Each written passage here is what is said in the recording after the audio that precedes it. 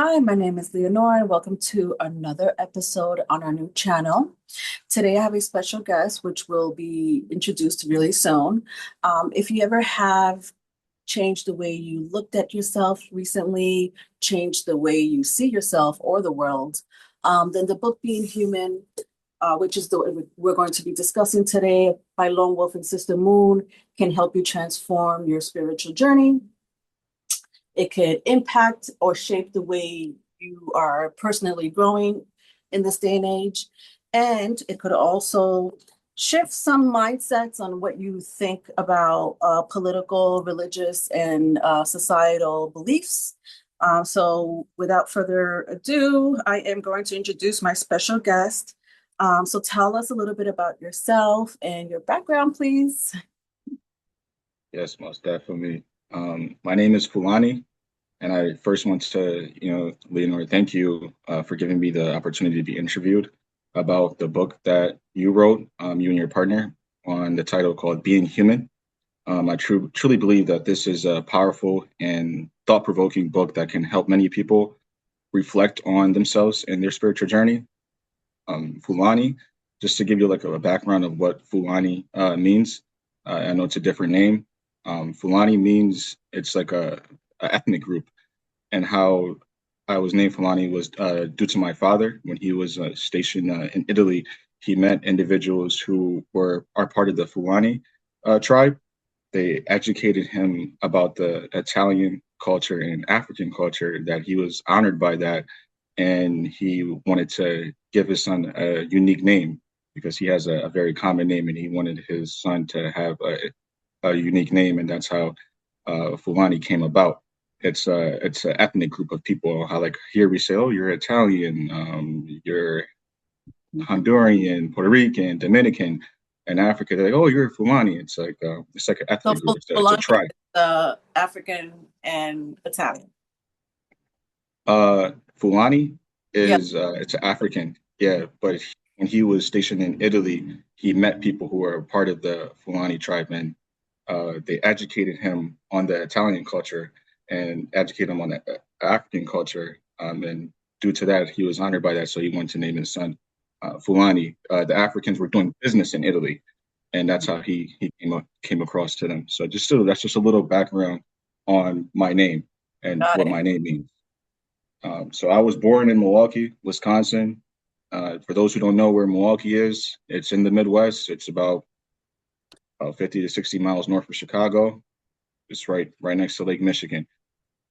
Moved to New York because of my father's job when I was very young. I was around 6 years old. I spent most of my life growing up in New York.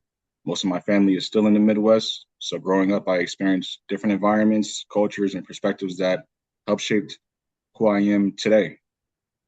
Professionally, I started my career working in a homeless shelter where I helped individuals gain access to housing, medical care, mental health support, and community resources. That experience changed me deeply because I was able to connect with people that society usually overlooks and judges. A lot of people just need, compassion, understanding, and someone willing to listen to them without being judged. Thankfully, I worked for an agency that, truly focused on helping people in need, and that work taught me a lot about humanity, pain, resilience, and spiritual connection. And also gave me a different way on how I view myself and the role that I play within myself at that agency, and to understand that this person is coming to me because they're in need of some type of resources, and some of it was just as simple as food insecurity. Nowadays, food is very, very expensive. People don't have the financial means to pay for, food, and you know, we had access to different food shelters, um, and where we can go to, these different, food shelters, so we can, provide people with different bags of food. And, you just realize that, we're all human at the end of the day. And if your basic needs aren't met, then, you're not going to be able to, you know, to live like a, to live, properly, without shelter, food, water, clothing, and Yeah, when it but comes down to, the necessity, yeah, the basic, yeah. yeah, basic necessity. Yeah, a roof over your shoulder, food in your stomach, and a warm place to sleep. Yeah. Yeah, yeah. So just being at that homeless shelter really, really, opened up my eyes, and I was very, very, honored to be a part of that agency because, like I said, my role was amazing. I pretty much did everything, and it really, really had a big impact in my life. And that I feel like that was like the beginning of where I was able to start, my spiritual journey, Yeah. and where I was able to really, really take a tremendous leap forward in that. Um, There's a lot to say for people who work with the so-called undesirables or the rejects of society. When you have empathy for those kind of people that, their own leaders really, it's like they give them the crumbs and then that's it, right? It's just all about giving them crumbs when, good and well they could provide a lot more for those kind of people who are suffering from either mental illness or some kind of, societal trauma or cultural trauma. And when they get just crumbs because they are called the undesirable or the rejects of society, and you have empathy for those kind of people, you work with those kind of people, it changes your view about the world, it changes your view about yourself. But I would just want to know a little bit about how that changed. Like, how do you see things now in your spiritual journey versus how you saw things in the past, before you encounter your spiritual journey? I'm more aware. Like I'm a lot more aware of what's around me and what like the systems too. I'm a lot more aware of how these systems work, especially like being in working for a county, and you're relying on different social systems, especially like the homeless. They're relying on the Department of Social Services, right, to give them certain resources. And I realized that that system is broken. It's very, very broken, and it made me become more aware of how broken, that system is, and how people really, really rely on going to that system. Whether it's for housing, whether it's for housing assistance, food assistance. With when it comes to SNAP benefits, or when it comes to trying to find work, doing the vocational, programs. But that system is designed to keep people recycling in and out of that system.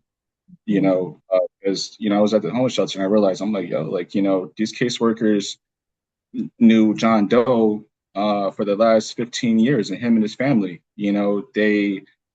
It's like they family started when they was young, and now 20 years later they're still in the same system.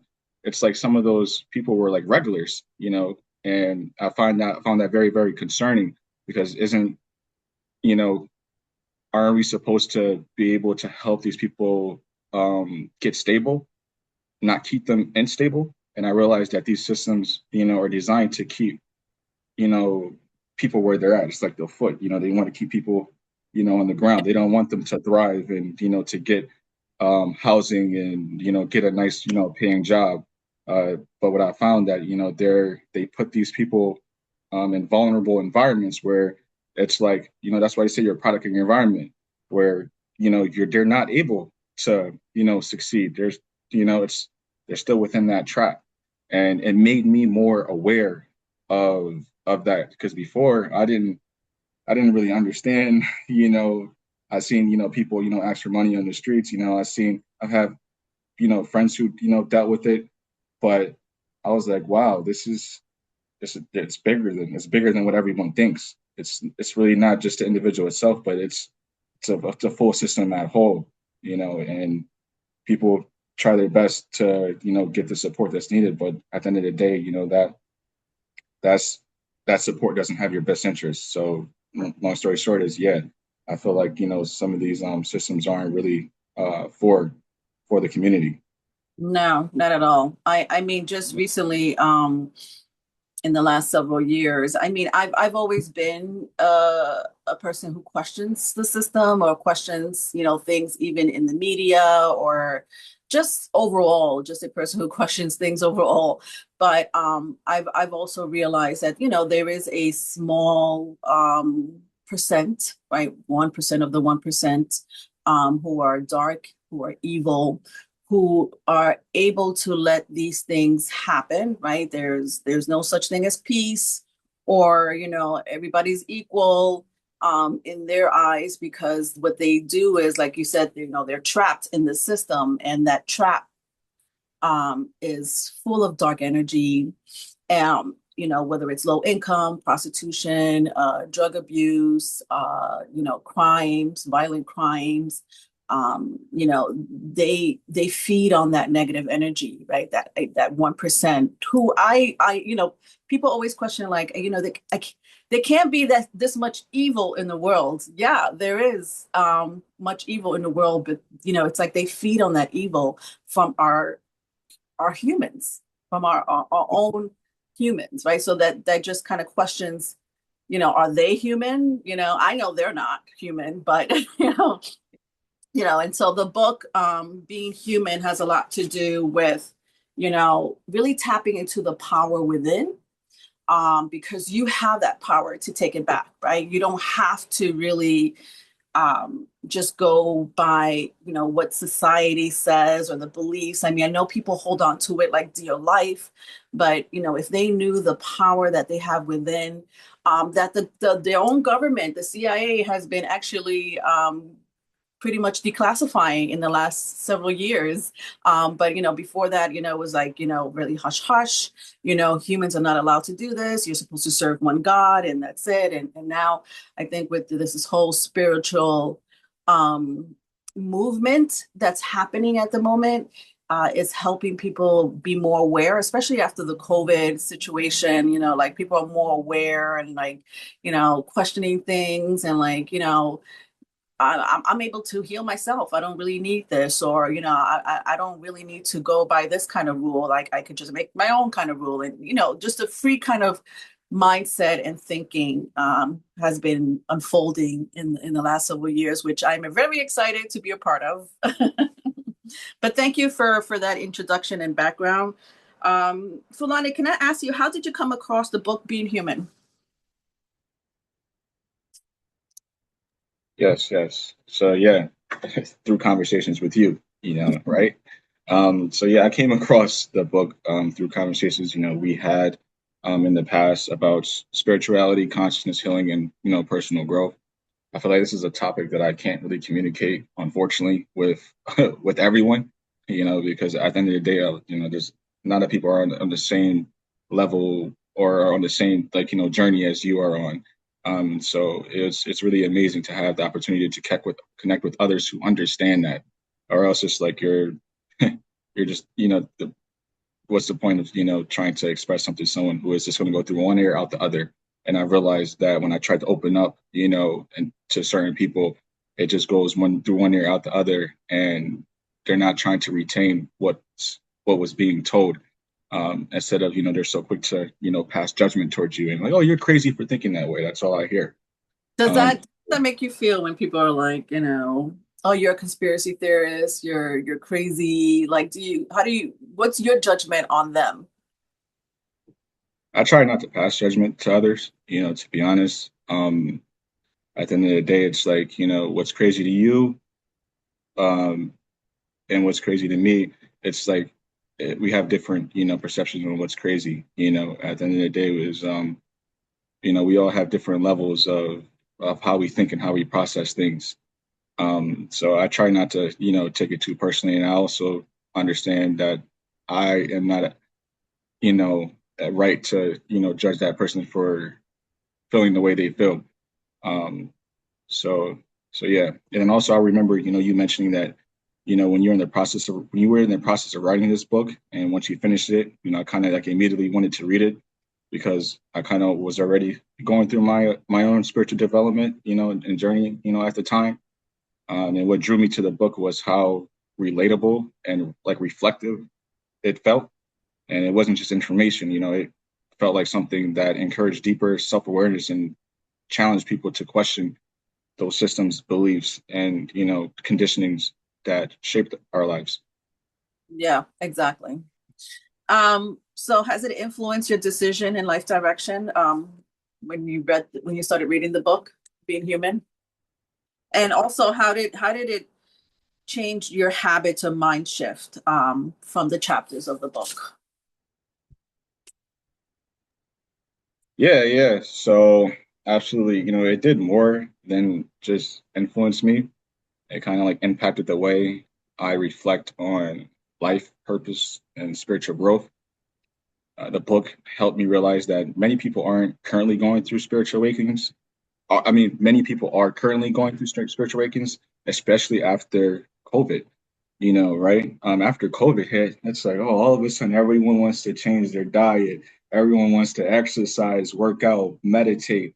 And after that, I was like, I seen the shift right there.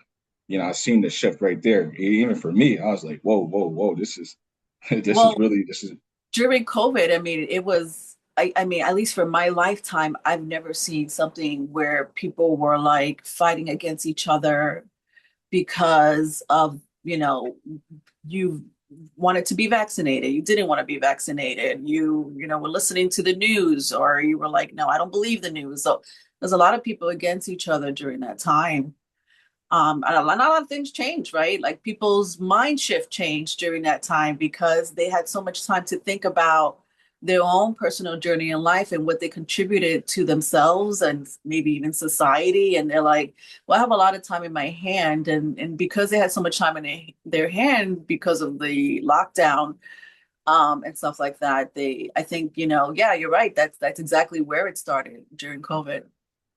yeah, it forced many people into isolation and Yeah. reflection and emotional struggle and questioning life in ways that they never had before. And reading the book reminded me, that spiritual growth is not about perfection. It's about being aware, right, and understanding yourself on a deeper level.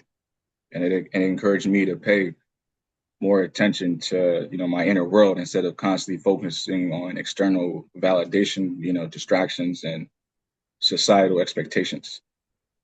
Yeah. Did Yeah. did it did the book challenge any beliefs that you previously held? Yes, but in a positive way. I wouldn't say it completely changed my beliefs, but it expanded my understanding of the struggles and the journeys that people experience in life. It helped me realize that many people are carrying emotional wounds, trauma, fear, and like confusion that they may not even fully understand themselves. So the book kind of challenged me to think deeper, question more, become more open-minded about spirituality, society, human behavior, and consciousness. And then to answer, I think your other question, you said what habits or mindset set shifts came from working through chapters of the book, right? Yes. So I feel like, with the book, it inspired me to become, I'll say more intentional with my growth spiritually, emotionally, psychologically, and physically. It motivated me to read more books centered around consciousness, healing, self development, and spirituality. So, like my Kindle, if you was looking at my Kindle, all of the books that I got in my library are around those different topics that I just mentioned, and it motivated me to continue, to dive like deeper into that. Um, and it also encouraged me to meditate more consistently. That's something that I need to do moving forward to help Yeah. regulate myself. Because Just yeah, to interrupt you really quick there, I'm glad you brought that up because the book does also is a guide for people who are trying to learn how to meditate, trying to heal their body, right? It does talk about energy, it talks about the human body. It talks about how you could tap into the earth, the sun, the moon, to better yourself, or at least think about how you could uh, consciously shift from how you could, tap into a certain energy that has to do with either nature, but more so your DNA, tap into your, like your superhuman powers, if you will, or your spiritual gifts, in order for you to expand a broader way of thinking, right? Because it's like you have to unlearn what they taught you, right? Like, oh, you're human, you're only human. But I mean, they downplay that so much because being human is a very powerful thing. And with the transhumanism that's happening now, which Solani and I will probably talk about soon, which has a lot to do with the age of Aquarius and technology. It's like now people are into their technology more so than anything. AI is thinking for them, feeling for them, and so their humanism is diminishing, right? Which is probably the greater goal for the evil that happens, Yeah, right? it's completely criminal. It's completely criminal what they're doing, with that. So, like I said, when we do discuss about that, go more in depth with that. But Yeah. yeah, How do you, but yeah, do you have any advice for people who are learning to meditate? Because there's some people that really don't know how to, or they try, but they have so much going on in their heads. Like, how did meditation work for you? we all need like a quiet space. Yeah, I feel like we don't give ourselves that in our day-to-day lives, and that's why many of us, do feel like anxious, or on edge on the time. But a lot of us don't just take 10 to 15 minutes to go in a quiet space and to just be able to sit there, and whether it's listening to you know music with a nice calm frequency to help stabilize your mood, or whether it's like just giving yourself positive affirmations, or just doing breath work, breathe in for 4, out for 4, hold. you know we don't do that, a lot of us. So when I when doing that, I feel that mine is like listening to music. I like to go and just listen to nice calming music, and that helps, regulate, me, and I feel, more at ease. I'm able to, decompress, especially after like a long days of work, or like working out. I'm able to, just go to like a nice little quiet space, listen to some calming music, and it just, it clears my mind, and I'm able to, It's a um, reset. yeah, like reset, and I feel very, very relaxed, because my mind does race a lot, it's constantly, racing. So I encourage everyone to find, different forms of meditating. It's not just sitting down, doing breath work. It can be listening to, music. It can be, finding a safe space, and just turning the lights off and just being in complete darkness, right? Yeah. So there's different forms of meditation. So I encourage, people to understand those different, forms and aspects of meditation, and to try to find a time in the day for them to Be apply that. disconnected. Yeah, yeah, apply that into their life and be disconnected, because we're constantly surrounded by, distractions. So it's like I said, it's absolute criminal what they're doing to us. So Yeah. like I said, we get more, in depth with that. Yeah. Yeah.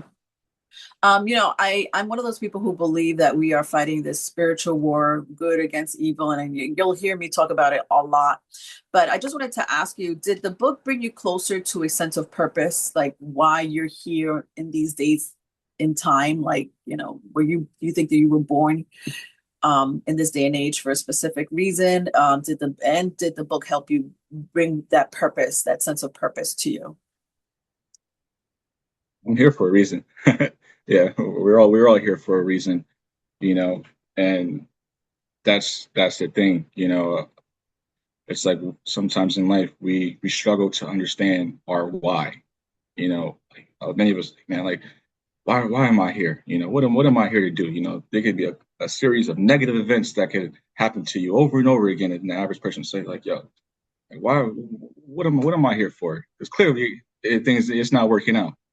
Yeah. I believe that every person has a purpose, but each person is unique and kind of like, unfolds differently on their individual's journey. The book helped me identify areas in my own life that I still need to strengthen spiritually, emotionally, and mentally, so I can better myself and understand why my spirit soul, is here and what I'm truly meant to contribute to the world. And I feel like at this stage of my life where I'm at now, I'm starting to understand, okay, all right, this is what I'm here to do. But we all find that in different aspects of our lives. Not everyone finds it, in their late 20s or 30s, 40s, 50s. Some people find it in their 70s, 80s, on their all out purpose. So it's every person is different. So for me, purpose is, connected to growth, healing, helping others, and continuing to evolve into the highest version of yourself. And that's one thing that my parents, father always instilled in me, to always grow spiritually, mentally, emotionally, psychologically. And that's always like been implanted in my brain. And yesterday, I was a different version than today. 2 years ago, I wasn't the same Fulani that I am today, right now. So each day, we're constantly evolving. And I feel like that's part of our why, and, you know, and it's a beautiful thing when you're able to, grow and heal and help You can others. never look back. Yeah, Once that moment happens for you, it's like I don't want to look back. At least for me, exactly. I'm not looking back. Yeah, exactly. So it's a beautiful thing, to be able to grow and evolve. And at the age that I'm at right now, 29, I've evolved a lot. I'm definitely not the same person when I was 17 years old. Um, definitely, not 21, definitely not 25. So I'm, going into, my 30s, I definitely want to, shed some layers of myself that I feel that no longer serve me, so I can, um, be stronger, be a stronger individual. And before we just tune out, I just wanted to ask you one more question, and then we'll go into part two, Fulani. But just wanted to know if your definition of spirituality has changed in the last several years. In the last several years, Yeah, yeah, like when you heard like I said, of spirituality, like in your teens versus now. yeah, man, I always connected it to like religion. I'm like, oh, like here you go again with becoming religious, like being religious again. That's something that I've always questioned, growing up. So it's definitely changed. Um, and like I said, when you learn more about spirituality, like you really understand that, yo, this is it's really bigger than us. And the book opened my eyes and helped me realize that spirituality is much bigger than religion, labels, um, and what society traditionally, teaches. So to me, spirituality is about like self-awareness. A lot of spirituality has to do with self-awareness and connecting with your inner self, you know, um, and energy, healing, balance, and understanding yourself beyond the physical world. Because what I seen before was just physical, like just flesh, flesh, flesh. Like that's all I see. I could see it. I didn't really understand, like, yeah, the unseen. But when you understand, like, that it's beyond the physical world, it's about learning who you truly are underneath the conditioning, whether it's trauma, expectations, and distractions of society. I always tell people that life is bigger than us. It's a deeper connection happening that many people don't fully stop to recognize because they are so, consumed by survival, stress, social media, and other, maternal things. Yeah, for sure. All right. So if this conversation resonated with any of my viewers, thank you so much for watching, by the way. Please let us know in the comment section. I would love to hear your story. And don't forget to go out and get a Being Human. It is on Amazon Kindle. You could get the ebook, you could get the hard copy. I'm a hard copy kind of person. Some people like, the electronic situation. That's all good and dandy, but it's all out right now. If you have any questions, just email me. And thank you for joining us. Thank you, Fulani. You're welcome. Thank you. All right. See you next time.